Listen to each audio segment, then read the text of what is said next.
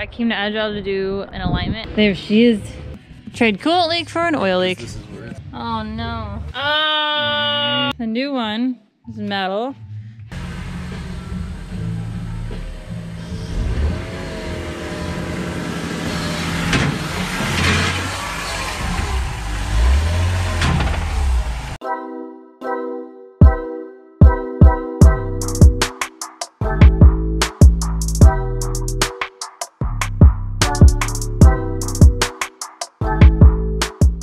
Like, what's the point? Like, to someone who doesn't know, like, what's the point of an alignment? And then an alignment ensures that your car goes the direction you want it to go. So the wheels are also with the least amount of rolling resistance possible for the chassis that it's built on. So if your tires are out of alignment, they're literally fighting each other, because if they're not on the same plane, like say one tire is going this way and the other tire is going this way, this tire is inherently building so much resistance and heat, and so is this one, but in different areas on the tire. So it affects slip angle. So as you're pulling this tire on the inside edge of that tire is wearing prematurely, grabbing all kinds of heat, and letting the car physically roll slower.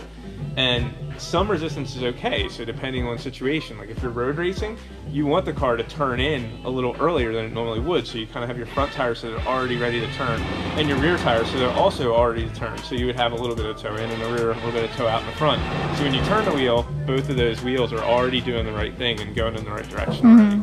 If you're a drag race guy, you ideally, or top speed, you want ideally like a zero toe setup. So you want the wheels straight as possible. So it's just no rolling resistance. It's just like if a bearing were to slow down and not be like correct on its axis, it's gonna be a problem for the belt, create heat in the belt, and the problem. It's the same thing on the road. So when you're aligning the car, you want to take all those things into consideration. Like, do you want comfort? Do you want it to handle well? Do you want to go fast in a straight line? Do you want stability? You can make a car more twitchy with an alignment by setting the toe settings a certain way or the camber settings a certain way, and it affects where the tire actually hits the road. So like with more camber, you have less of your tire in a straight line hitting the road. When you have less camber, you have a lot of contact patch, so the car wants to accelerate quickly, but as long as your tire is lined up correctly going down the road. So it's really to keep the car moving with momentum the way you want it to, and not creating resistance. So alignment's just key to like tire wear, slip angle, and safety of the car. So when you have a really bad alignment, your car's fighting itself the whole time rolling down the road. It's just basic physics. You don't want a bad alignment ever, because it's going to affect your gas mileage, it's going to affect your tires, it's going to make just everything feel terrible. Wear and tear, yeah, so it's just not good. And your car feels so much better with a really good alignment on it. It's amazing. So it makes a world of difference for track guys and like road race guys, drifters. They're like, my car feels so much better after they have someone really professional do an alignment on their vehicle. And learning to do an alignment is not hard. Anyone can do it at home.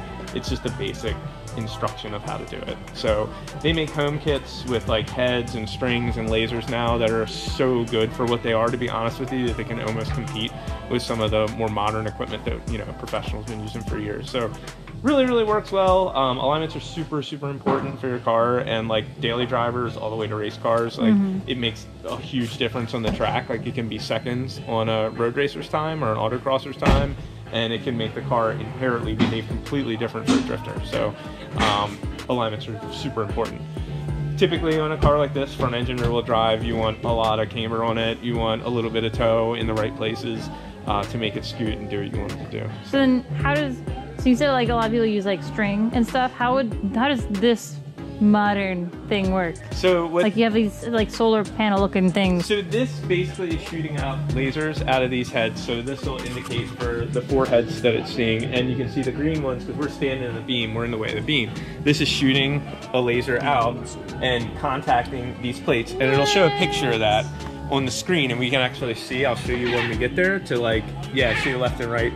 So those are transmitting that pattern. So that can see what the wheels, how they're rotating. So it can look at their caster, it can look at their camber, and it can look at their toe by reading these dots off of there. So it basically picks those up and puts them in the screen, and the computer figures out where it's going and what it needs to do once you do a caster swing. So you have to do some initial measurements. That's what makes these very accurate, because it calibrates the car. Where with the home string measurement stuff, you're kind of just going off raw measurement. It still works, it's just not as fine-tuned as this. Like once the computer does the calculation, it really helps a lot. That's pretty awesome. Yeah, so we'll take some initial measurements, we'll walk you through how that's done, and once you learn it, it's pretty much an industry standard on doing like caster swings and rolling the car back and forth and doing all the normal alignment things. But once you learn it, it's something you never really forget. And it teaches you how to do the alignment properly. You always want to align the car from the rear to the front. Why is that? You always start at the back because the back of the car steers the front of the car. Those are the wheels that are behind you, but they're actually helping you make the car go where it's going to go. Huh. And the alignment machine will walk you through that. It always wants you to do the front last and lock the steering wheel last, and that's going to put your steering wheel dead straight because it evaluates how to adjust the front by how the back is. So it's going to help. It's just really important. You could technically flub it if you wanted to, but... Did it just give you a like congratulations sound? Yeah. To move on to the front? Yeah. That is hilarious. It's telling you to roll. So this is basically a roll, which is going to take a base measurement off of the car. And we'll show you what to do. You basically remove the parking brake. And this is something that you can easily do too. And you'll watch the screen. We got to step back because we're in the beams. Oops. If you look there, see these, how it's showing the beams. It's angry. But it'll show the car rolling back as he's rolling it back because it's reading the angle. It really walks you through it. Baby steps. It'll beep to tell you like a gas station ding. Yeah, to let you know, go ahead and roll it forward. Can you slide that foot in? Sure, sir. There you go.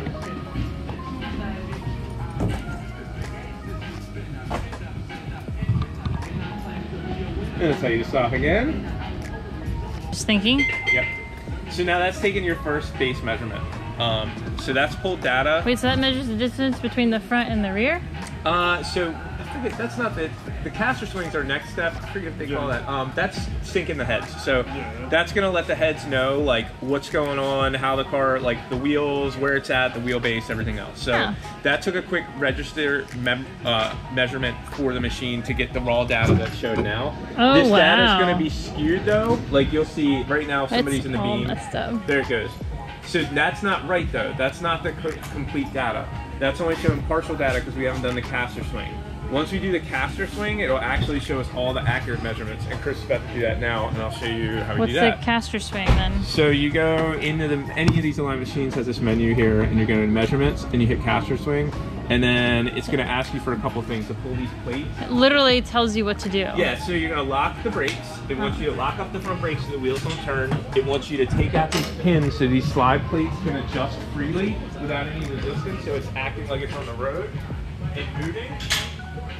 And now you can go ahead and hit a checkbox, and it's going to walk you through a measurement on your steering to evaluate your what the caster angle is, and this also does some toe evaluation as well. It'll walk you through 3 steps here, basically taking a left reading or a right reading, and then the center you can do it the 2-step, which this computer does, which is nice. Chris always does the 3-step.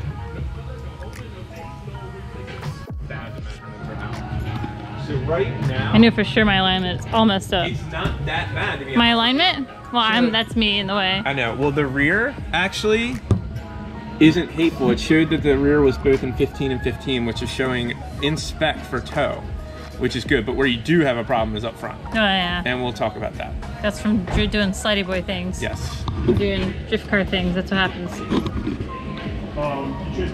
Okay, so if you look here, the preferred is 10. And the preferred back here is 15, and that's the same. Like, these are good. These measurements are all in spec. Your camber's a little out here, and I don't think you have adjustable camber plates in the rear. It's because it's slammed. Yeah, and I don't know if we have adjustments, but we can see if this does have a camber adjustment, and the computer will tell us how to do it. Cool. Your toe is whacked out, so this toe should be at 10 in, is what they're calling for. What is it at? It's at -10, so the toe's a little out, which is okay because for race car settings, a lot of times you're gonna put some of this stuff in the red. For your car to be a little bit toe out, which where I would prefer, it would probably put you at like a 0. So that's gonna be in the middle if we set you at 0 toe, and that's gonna make the car handle a little aggressively for you. This is way out, so it's at 0.65, so it's like extremely out. That is strictly steering components. That is gonna be like your tie rod inner and outers, and we'll show you how they work and how they adjust. this caster adjustment is showing a little bit more aggressive than it should be, but that's okay. We actually like a higher number here, especially for a car like yours, a front engine rear wheel drive. You typically want to run as much caster as you can, so I'm fine with this measurement. When we make some of these adjustments, they're going to affect each other. So if we play with this camber adjustment to match it closer to this 1.9, it's going to affect this number and this number. So these three numbers all work together. As you change parts of the suspension, it's going to move. So the caster value is the value of how the wheel sits in the wheel well. So if it is forward, caster is like this shock angle too. So, you mean like forward and stuff? Right. Forward. So if you have more caster on the car, it's going to be closer to this portion of the wheel well. If you have less caster in the car, it's going to be further back here. And that's yeah. So when your bushings were all bad, it was probably all out of whack. So that's actually the shock, like where it sits angle-wise, is going like that, and that axis. The toe is technically where your wheel is turning. So if it's like this or this, that is your toe reading. Your camber, of course, is how the wheel is like slanted in and out. So those all affect each other, these adjustments. The great thing about your alignment right now is we can move straight onto the front. Chris, we should, I don't know where this is set at. 1.9 on the... This one looks like it's way kicked down and just maxed out. And this one's got like plenty of room, dude. This one's got... let's lock that one. I'm fine with 1.9. It looks like it slid though.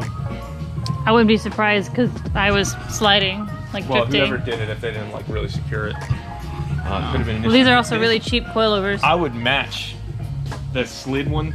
I would match. Oh, and there we go.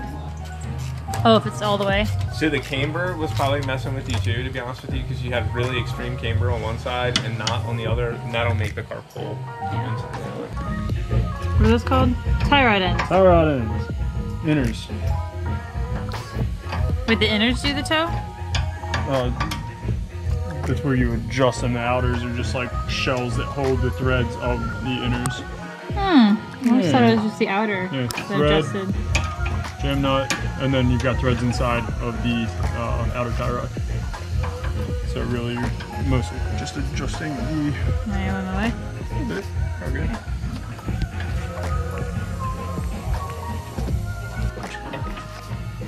Just gonna be able to see the adjustments.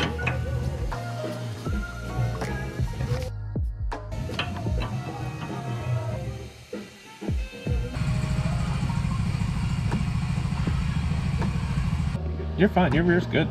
We have the BMW off the alignment rack, ready to go. It's again late at night here at Agile Auto. Again, thank you so much for allowing me to come after hours and work on my car here. Thank you for supplying everything for me to work on my cars. And we have a long drive home, but thank you so much for watching. Like, comment, and subscribe if you're new here, and I'll see you guys in the next one. Peace.